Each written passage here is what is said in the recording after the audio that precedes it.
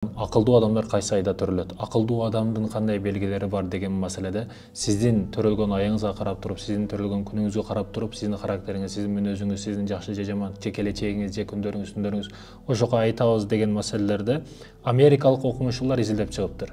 94-жылдан баштап 2000-жылга чейинки жаштарды чогултуп, ким кайсы айда төрөлгөн же кайсы айда төрөлгөнүнө байланыштуу келечегин чечебиз деген маселеде кайсы айда төрөлгөндөр акылдуу болуп кетет, кайсы айда төрөлгөндөр жашоодо көп ийгиликтерге жетет деген суроонун натыйжасы америкалык окумуштууларга таянып ишенсек, алардын айтымында сентябрь айында төрөлгөндөр бир эле мектепте жакшы окуган эмес, бир эле акылдуу болуп калбастан жашоодон дагы тезирээк батыраак орундогот экен.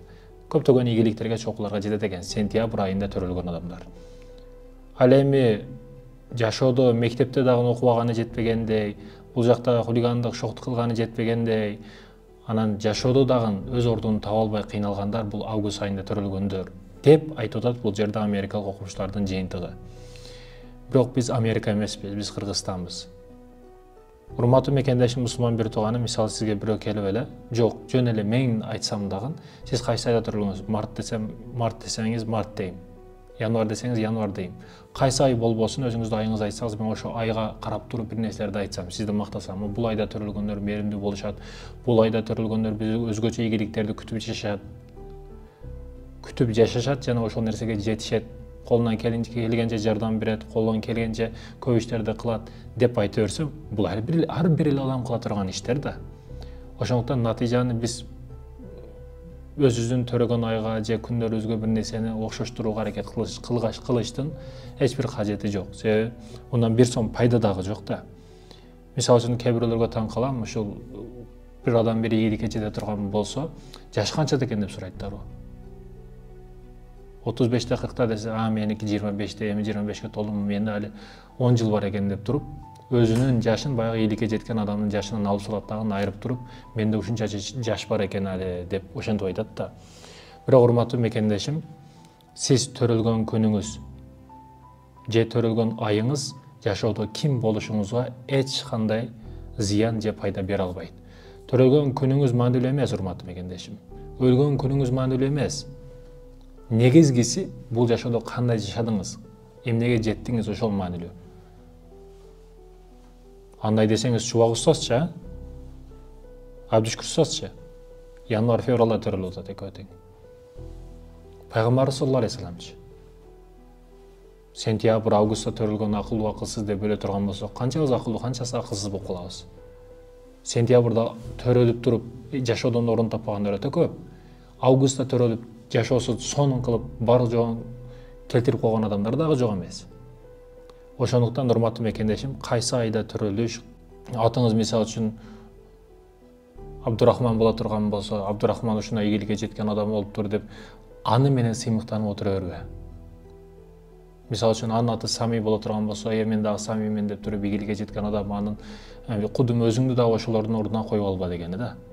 Ал аты менен ал чыкты, ал ийгиликке жетти. Сиздин атыңыз ошол эле бойдон турат. Сиз көтөрүлүшүңүз керек. Аттарга, төрөлгөн күндөргө, төрөлгөн айларга, төрөлгөн жылдарга карап туруп, бир чокка чыгып калышыңыз мүмкүн эмес. Бул баягы эле алма пыш озума түш дегендей эле маселе болуп калат да. Ошондой экен, урматтуу мекендешим, аракет кылышыңыз керек сөзсүз түрдө өзүңүз пешене териңиз менен, чеке териңиз менен бир ийгиликке жашоодо результатка жеткенге аракет кылышыңыз керек. Албетте, акылдуулардын белгилерин айта кете турган болсок, биринчиден максаты болот акылдуу адамда. Бардык акылдуу адамдын максаты болот. Сөзсүз түрдө караң, ийгиликтүү адамдарды карасаңыз, багымдарды да, кутанды дагы турат, эрк деген, баягы уровень деген нерселер бүт бардыгы болот да. Анан чөйрөсү таза болот. Чөйрөсүн байкасаңыз акылдуу адамдардын.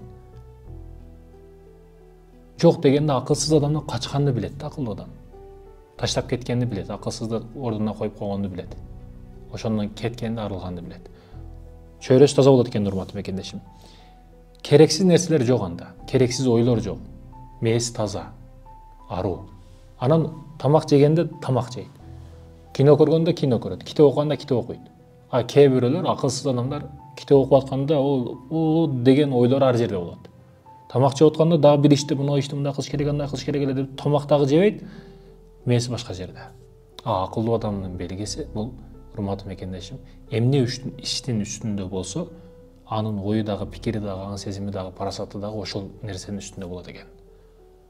Чөйрөсү таза болот экен, акылы тунук болот экен. Ишеничтүү адам, акылдуу адам ишеничтүү. Акылсызга ишенбейсиң. Акылдуу адам ишеничтүү адам. Ошондуктан чөйрөңүз кандай? Ишенич маселеси өтө кыйын маселе, чоң тема. Ишенич тууралуу дагы иншалла чоң бир сабак кылабыз. Бирок ишеничтүү адам акылдуу адам. Китеп окуш керек, урматтуу мекендешим. Китеп сөзсүз түрдө окуш керек. Мисалы үчүн көп адамдар китеп окуйт, бирок ийгиликке жеткен эмес дешиңиз мүмкүн. Көп акылдуулар бар, көп ийгиликке жетпей калган жетпей калган дешиңиз дагы мүмкүн. Бирок урматтуу мекендешим, ийгиликке жеткендердин бардыгы китеп окуйт. Ооба, китеп окугандар бардыгы ийгиликке жеткен эмес, бирок ийгиликке жеткендердин бардыгы китеп окуйт. Нобель сыйлыгын бергенде бир блокнот менен, жаза турган тетрадь менен бир ручка берет да, калем берет. Демек, акылдуу адамга бул жаза турган нерседен артыгыраак нерсе жок. Калем менен дүйнөнү сакта дегени да. Ошондуктан урматтуу мекендешим, бул маселеде карашыңыз керек. Наалбаган шүгүр кылган адам, наалыбайт ал. Акылдуу адам наалый бербейт. Азыр карасаңыз бүт адамдардын рахматы жок, шүгүрү жок, шүгүрчүлүгү жок. Бирок шүгүргө себепчи боло турган нерсеси толтура. Бирок ар дайым наалып отурган. Продукта түшүп кетти, арзандап кетти, май кымбаттап кетти, андай болду, мындай болду айтор. Анан бул жерде айта турган маселе, урматтуу мекендешим, токтолуп калбаш керек.